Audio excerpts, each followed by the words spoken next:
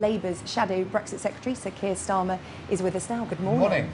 A big day today. It finally feels like crunch time this vote tonight. Well, it is a big day. I mean, particularly, as you know, we've been fighting to have a meaningful vote for the best part of 2 years now, and it's sort of taken on a life of its own. So here we arrive with that vote coming at 7 o'clock this evening. So it's a very important, significant day. Yeah, well, you've got what you fought for, that meaningful vote, as you said, happening tonight. Yeah. We've crunched the numbers. Theresa May expected to lose that vote by up to 200 votes tonight. If that happens, does the vote of no confidence request come in from you straight away? Well, I don't want to get into the numbers that she may lose, but I think she will lose, and we'll have to see just what the numbers are. Jeremy Corbyn's made it very clear that we do intend to put down a motion of no confidence. The question is when, not if, and it'll be Jeremy's decision. But he's already indicated it'll be soon, so we'll have to just wait and see on that. But I think something else has to happen tonight, genuinely, and that is that the Prime Minister really needs to make a statement before she leaves the House tonight. I don't think she can just walk out of the chamber. We've been discussing whether she should make a statement what her plan B is in 3 days or 7 days. I don't think she's got that amount of time. She needs to stand up at 7:30 this evening and make that statement, a substantial statement saying, this is what I intend to do next, because that's the question that everybody's asking, and we need to know what her approach is. And she's really got a choice. Is she going to say, I'm still going to try and ram through my deal, I'll bring it back in a week or 2 weeks or 3 weeks, which would be the wrong course?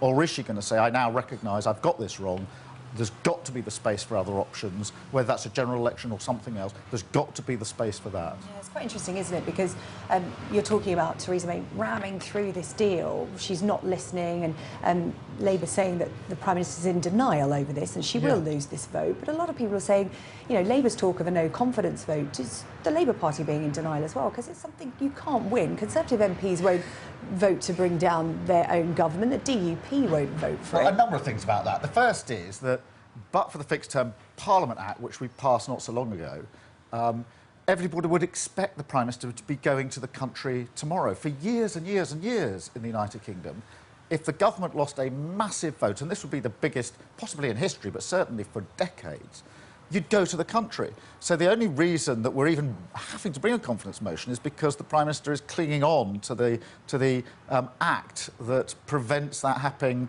as a matter of convention. That's the first thing. The second thing is, if I was saying to you today, oh, we're not going to bring a confidence motion, you'd be saying, well, why not? That's the thing that should happen. You ought to be testing the House. When we will bring a confidence motion, it's all about the timing, and that's because you're unsure when you can actually win it. You probably can't. Well, of course you are. I mean, no opposition would say, we know we're going to win it on this day.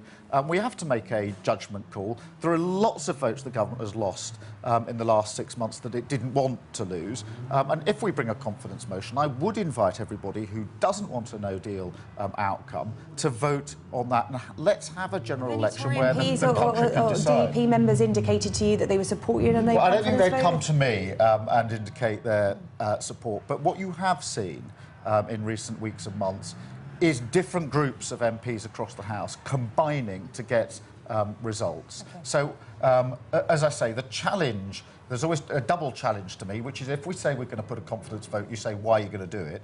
And if we say we're not going to do it, you say, why aren't you going to do it? Well, let me present you with another challenge. You know, there's the challenge with this vote tonight. There is the challenge of a no-confidence in general elections, which, you know, when people look at it realistically at home, they think, well, Theresa May's not going to get this deal. You're not going to get your general election. What about if Theresa May lost and reached across the aisle to the Labour Party and said, OK, let's work together to come to some form of agreement that will get this through, so we have a plan? Would Labour be prepared to work with Theresa May? Well, we have to see what approach she takes. If she says, I'm not going to try and ram my deal through, I am going to create a space where Parliament can look at the options and start to have a much greater involvement, then we would be interested. That has to happen, because if we're going to avoid no deal, there has to be something that Parliament can coalesce around and can agree on. So the Prime Minister's attitude at 7:30 this evening is going to dictate the question of what happens next. But Parliament, if she doesn't, will take control. You've already seen that in the last 2 or 3 weeks, all the arguments with the Speaker, etc.